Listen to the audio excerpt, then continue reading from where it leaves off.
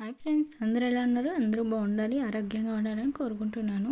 ఇది వచ్చి నేను తిరుపతి వెళ్ళినప్పుడు సుబ్బయ్య గారి హోటల్కి అయితే వెళ్ళామన్నమాట.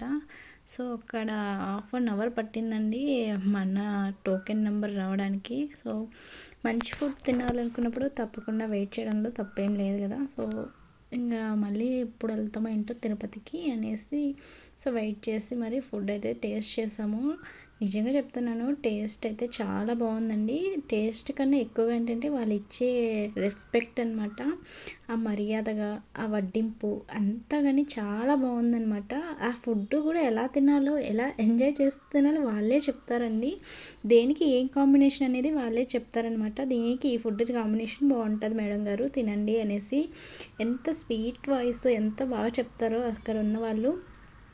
ఇక్కడ ఒకే ఒకటి ఏంటంటే, ఈ గ్యాస్ ప్రాబ్లం వల్ల బూరలు అయితే తీసేసి అందులోకి స్వీట్ని అయితే యాడ్ చేశారండి. బూర బదులు స్వీట్ అయితే పెట్టారు. అదొక్కటే నాకు కొంచెం డిసప్పాయింట్ అయింది. అంటే మనం ఇంట్లో బూరెలు చేసుకోమని కాదండి, సో అక్కడ టేస్ట్ బాగుందని చాలామంది చెప్పారు కదా, ఒకసారి ట్రై చేద్దాం అనుకున్నా అంతే. ఇంకా లాస్ట్లో మళ్ళీ గడ్డ పెరుగుతో రైస్ అయితే వడ్డించారు. నిజంగా చాలా బాగుందండి. ఈ ఉలవచారు అండి, ఉలవచారు అయితే అదిరిపోయిందనమాట. పిల్లలు కూడా చాలా ఇష్టంగా తిన్నారు. ఆ ఉలవచారులోకి పెరుగు యాడ్ చేసుకొని తింటే చాలా బాగుంటుంది.